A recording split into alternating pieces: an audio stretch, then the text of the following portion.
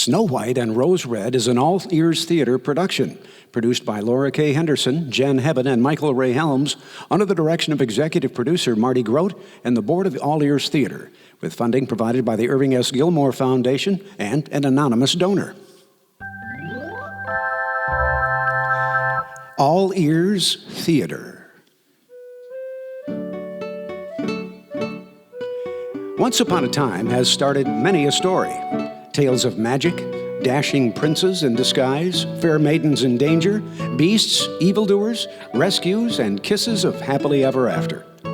For an adventure with spells, deception, and mystical love, listen as All Ears Theater presents the classic tale of Snow White and Rose Red, as adapted by Laura Kay Henderson, based on the original story by the Brothers Grimm. Featured in the cast are Michael Waldschlager II, Jen Hebben, Kristin Warren, Krista Roberson, Martin Birch, Bill Fish, Mickey Sykes, and Richard Philpott.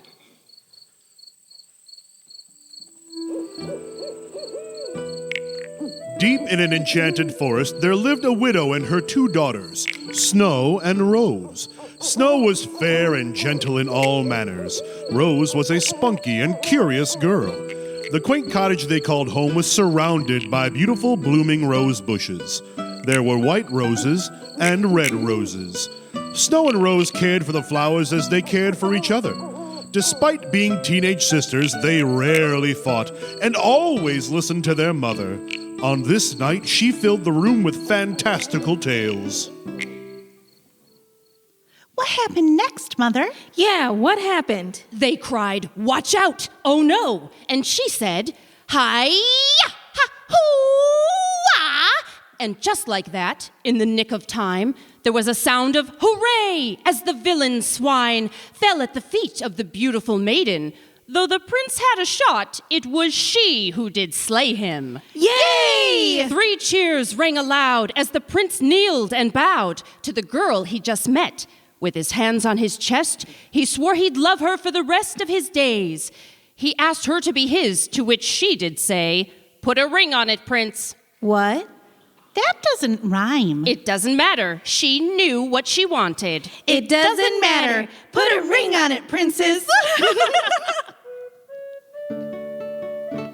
That same night at the not-so-far-away land's only castle, the royal family celebrated. Recently lost at sea, their gold and jewels had been recovered and were now secure in their semi-secret cellar. Minds, hearts, and wallets at ease, they enjoyed fine wine and dining literally fit for a king. Money. It's wonderful to be rich. A toast to our family and wealth. Long live the me. Long live the king. No, king. Long live the king, who be me, but who to you be king. Long live the king. Long live the Merlot! Your family jewels, sire, they are missing again.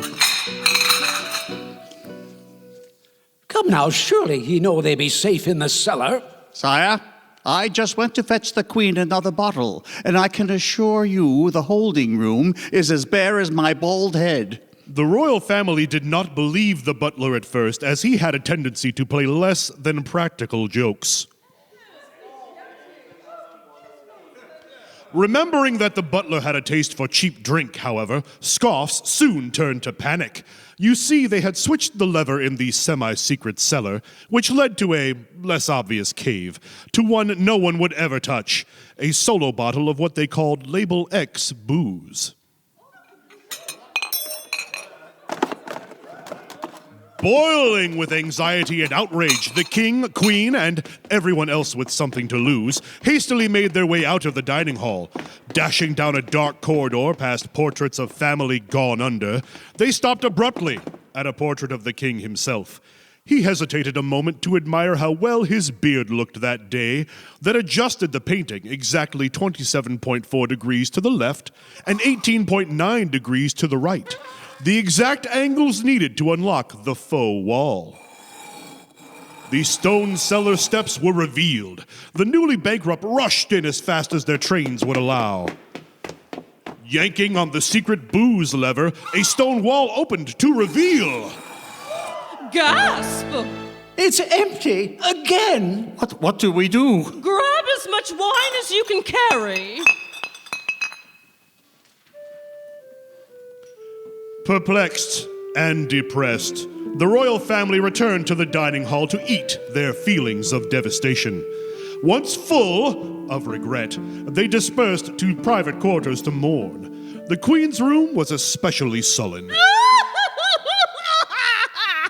The treasure, the gold, my pearls! I can't believe they're gone again! I'll be forced to live like a peasant!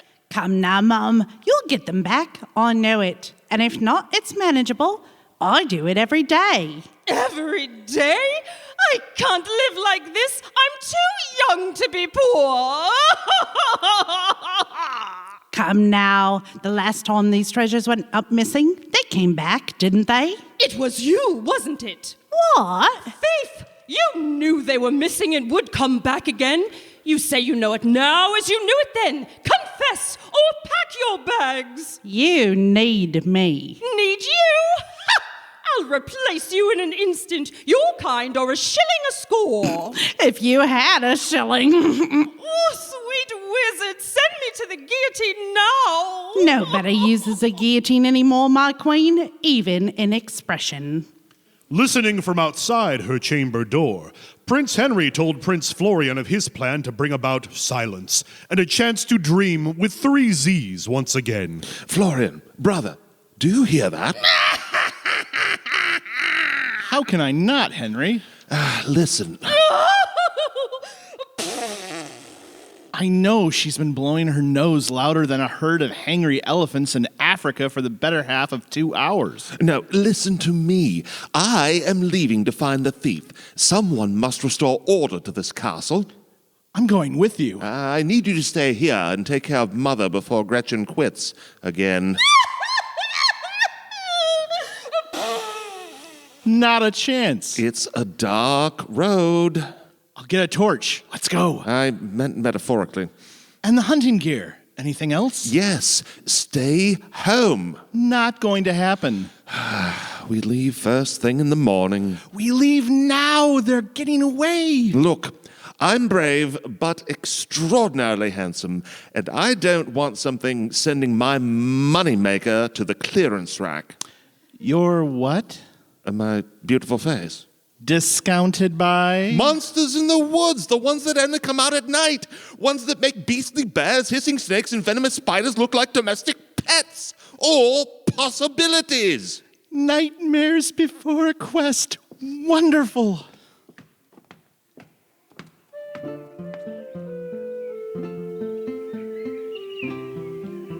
At dawn, the princes made way to the forest. A few hours later, life in the cottage began to stir.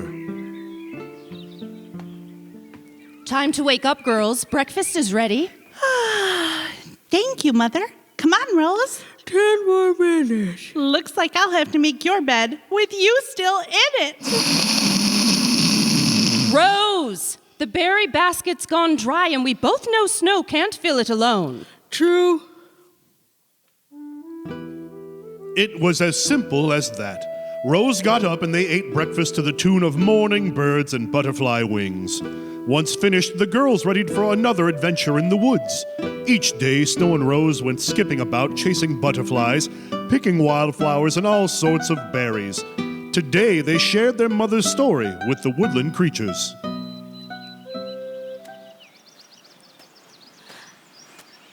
Hi-ya! Ha-ho!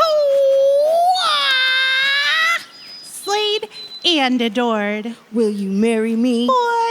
You know what to do. Ring it. Snow, do you really think that we could marry Princess someday? Little did Snow and Rose know, there were in fact 2 single princes riding nearby. Henry, I'll ask again. How do we know our fortune is here in the woods? Florian, that semi-secret cellar literally held a boatload of treasure. No man could have carried it out in such a short time. Magic was involved. And where there's magic, you can bet an enchanted forest has answers. Why was our entire family's treasure on a ship? Father heard something about offshore accounts. There's really no time to explain. Isn't there? I think we have a fair 15 minutes. What was that? Easy, boy. Easy there, Ferdinand. Come on, Fanny. Come on, please don't. Please don't. Run! Henry! Henry? Empty saddle. Moneymaker. I must get back to the castle and assemble a search party. I'll be back for you, brother. I promise I will find you. I will find you. Did you hear that? It sounded like someone in trouble. It sounded like a wolf. Are you sure? Maybe they need help. Rose? Rose, wait up! Hand in hand forever, remember? Despite their fright, Snow and Rose skipped off the next morning as they would each day weather allowed. When winter arrived, blizzards forced Snow and Rose inside. They spent most days and nights by the fire, knitting and reading with their mother. What a lovely fire we have this evening. What was that? It sounded like the wind. Is that also the wind? Someone must be lost in the storm. I'll get the door. Hello in there. There's a frightful chill out tonight. May I come in and warm myself? It's awfully chilly out here. I would hate to collapse on your doorstep and block you in for the winter. We can't just leave him out there. Wolf! Please don't slam the door in my face. I merely ask for a place to be until the storm passes. Of course. Please come in. No need to fear him, girls. Thank you. So nice. Oh my goodness. Your tail is frozen solid. It's one big block of ice. I know what to do. I'll get the hammer and smash it off. Rose, no. Fine. But the offer is on the table. Let's just keep you close to the fire, Mr. Wolf. When you thaw, we can give your coat a good brushing. Would you like that? Very much so. Youch! Oh, what's the matter? My tail, it feels like it's on Fire! Your tail is in the fire! Yeah, I figured it would take care of the ice way faster than the hammer. You put it there? Ow, ow, ow, ow, ow. Rose, why don't you help me clean up? Can I help too? Please? Tomorrow. Yes! For now, tend to our guest.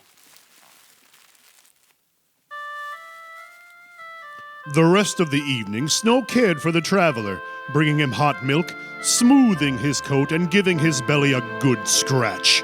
She grew so fond of him that she asked him to stay all through the winter.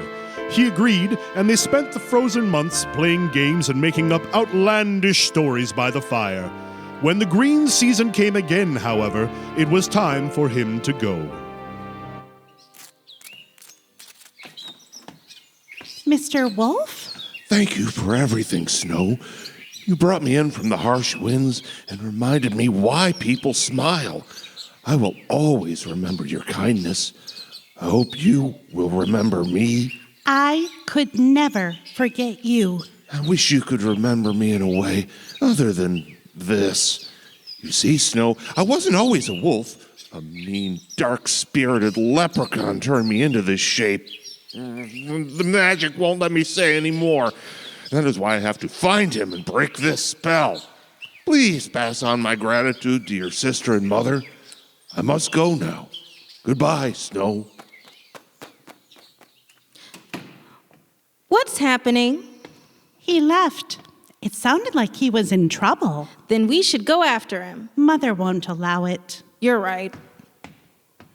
It's okay, girls. The basket is on the table. Really? We can go? the winter has been exceedingly long. Stretch your legs, fill the basket with berries and flowers. Give Mom some alone time. Moms get alone time? Go on, and remember, stay on the path.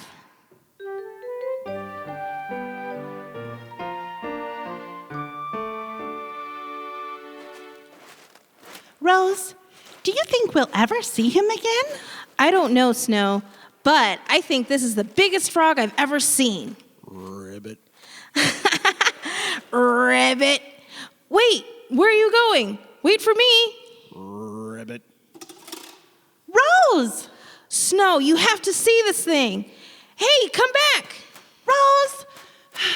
Wait up! Ribbit. Blasted Hopper. Get away from those coins. Mr. Frog! Mr. Frog! Yuck. Children. More rainbow chasers after my lucky nothing. They want my gold. Everyone wants to get rich quick. Find a leprechaun and he'll grant you a wish. Phooey. I must hide my precious beauties from the gaze of those goons. Time to hide, my dears. It won't be long. Assuming that nothing goes wrong. I'll get you back too soon to count you outright. Abracahaba, this gold gone from sight. There. There it is. Ribbit.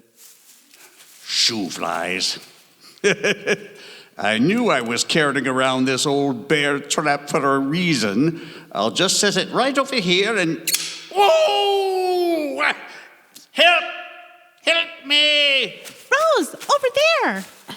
Look, Snow, his beard is caught in a hunter's trap. Keen observation. I thought those were forbidden on this side of the woods. Less DNR, more saving. I can't get it open. It's too tight, and the release latch is rusted. Try again. And this time put your back into it. It's too tight. I know. I'll use my sewing scissors. You have those with you? I always do. Always. You're a strange girl, and I don't know what you plan to do with those scissors, but don't even think about... There you go. Oh, Vulture! You've cut my beard. You've ruined it.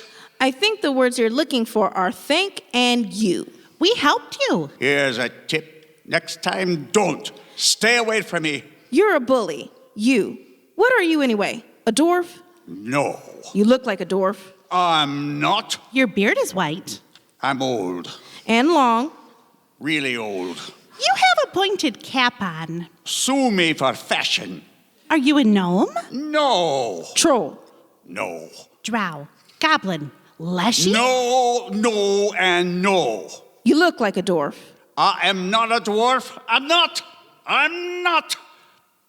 I'm a leprechaun. You don't look like the pictures. Or have a good Irish accent. Photoshop and stereotypes. Now get out of my way, you ninnies.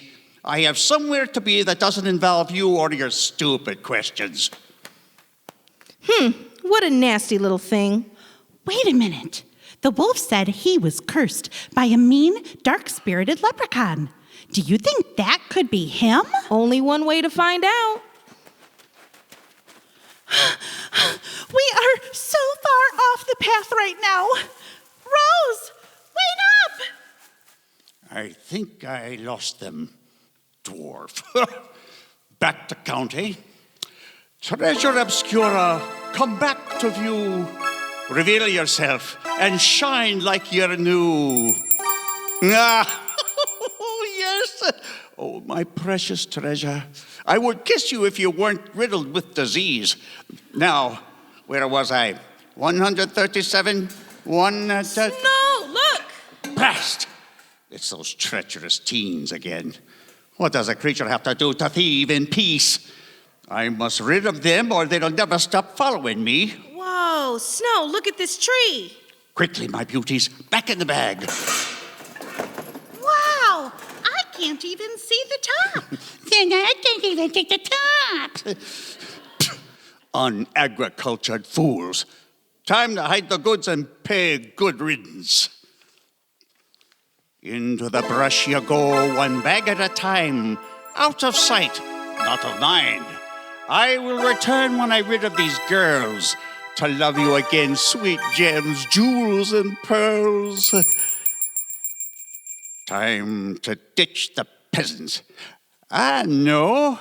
I'll lay a net in tall grass, connected to a high branch with one step. Whoosh! Up it'll be 20 feet above me and out of my beard. What's left of it. There. Hello there. You with the scissors. There's someone caught in a net. They need your help. Come on, Rose. Thank you. Look, a bunny and her babies are in danger. Baby bunnies in danger? Where are they? And how do we know you're telling the truth? Oh, tick-tock. Time to rescue the bun-buns before they meet their doom. Doom? Impending. Oh, Which way? Follow me. Quick! Over there! I don't see anything. Are your eyes as dull as a bine? Mine are as sharp as my wit, and I can see them just fine. You need to go closer. I don't see anything. Me either. You blind fools, this way. With it right over. Whoa! Trap! It's got me. Oh, it's got me by the beard. Snow, give me your scissors. Why? I'll climb the tree and cut the rope. I don't know. They're not really made for these kind of projects. Oh! Just give her the snippers and get me out of here. Almost there. A snail has more torque than you. Hurry up. I can't do it. Sure you can. Climb, climb, chop, chop. You climbed, now chop. I can't. The rope is too strong. I have to do this another way. Mr. Leprechaun, are you okay? Am I okay? Of course I am not okay. Look at my beard, my precious beard. Do you know how long this took me to grow out? They don't sell man buns for beards, you know. We just rescued you. Again. Rescued? That's what you call 2 unsolicited shearings? I told you I don't need your help. Not now, not ever. Now go away. Look here. My sister may be fair-hearted and gentle, but I'm fire, and I will bring the heat. Let's go, Snow. Pesky mosquitoes, the both of them. Back to the brush. Gold and diamonds, jewels and gems. I'll soon have you in my arms again. With a flick of my wrist, you will be revealed as I summon the magic for you to appear. I told you to leave me alone. I forgot my scissors. Whoa, look at all that glim and glam. I've had enough. This will be the last time you bother me. I stole my treasure fair and square, and you won't take it from me. I don't think there's anything fair about stealing. And don't you have your own gold? Where? The end of the rainbow? Lies. That belief kept us cobbling for pennies on the toadstool. The end of the rainbow is just that. The end. Getting tucked in 6 feet under, pushing up clovers, giving up the ghost. Now, let's see what kind of beasts are in your souls. Snow and Rose prepared for the worst. Neither they nor the leprechaun knew that not one, but 2 rescue-ready princes were nearby. Come on, we gotta get out of here. Leave us alone. Come here, you little brats. Oh, get away from me. Snow? Get away from her. Rose, I'm coming. Help! That sounded like a damsel in distress amidst beastly danger. I must rescue her. You see this hair? Red, red, red. Now come at me. That's what I thought. Ah! Another maiden in distress. But where are you? There. You know, we can work this out. Why don't you let me go, and I'll send you a treasure-mapped postcard. Over there. One wolf, 2 maidens, 1... Not you again, beast. This one is for Henry. Look, up there on the ledge. Florian? No! Snow, watch out!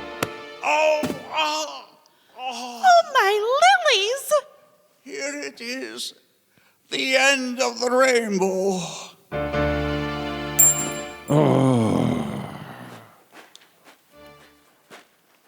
Mr. Wolf? Call me Henry, dear Snow. Prince Henry. Prince Henry? Yes, I wanted to tell you. I wanted to tell you since the first day we met. You showed me such kindness, and you have stolen my heart. Will you become my princess? Henry, I've searched all through the seasons for you. Could it be? Henry! Brother, you broke the spell. You've saved me. Truth be told, I was aiming for you. Well, not you, the wolf that you didn't know, I didn't know was you at the time that you were a wolf. And I missed. thank the palace, you always pull to the left. Wait a minute. He's Prince Henry, and are you? Prince Florian? Yes. And you are? Rabbit. Rose. I'm Rose. My name is Rose. Rose is my name. You're very handsome. Thank you, Rose. You have shown much bravery, and I have fallen for you. Will you ride into each sunset with me? We literally just met. And it feels like a lifetime. What do you say, Rose? What do you say, Snow? Will you marry me? Snow? Are you thinking what I'm thinking, Rose? Absolutely. Put a ring on it, princes! The charming grooms did, in fact, put a ring on it, and they were married the next day. Both ceremonies were held simultaneously to avoid one having to marry an in-law. That wouldn't be right, but the reception was far more than that. The king and queen, once again wealthy, spared no expense. Despite the extravagance, guests only talked about the prince's boutonnieres. They were from the widow, who had gifted each with all she had to offer, a white rose for Henry and a red rose for Florian. And with that, as far as it is written, they all lived happily ever after.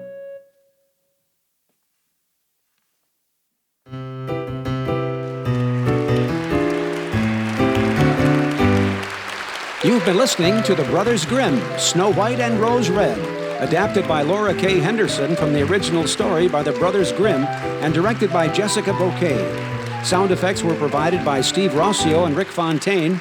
Sound engineering was by Lester Batts of Sound Solutions and Martin Clem of Kalamazoo Recording. Music was composed by Hal Hobson Morris and performed by Wendy Wheeler and Deb Phillips under the direction of Hal Hobson Morris. This nonprofit performance was held at the First Baptist Church, Kalamazoo Nonprofit Advocacy Coalition, and is copyrighted by All Ears Theater, with all other rights reserved by the author. Any resemblance to persons, living or dead, or characters, names, places, or incidents is purely coincidental. This is your announcer, Mickey Sykes, thanking you for listening tonight and inviting you to visit us again for another episode of All Ears Theater.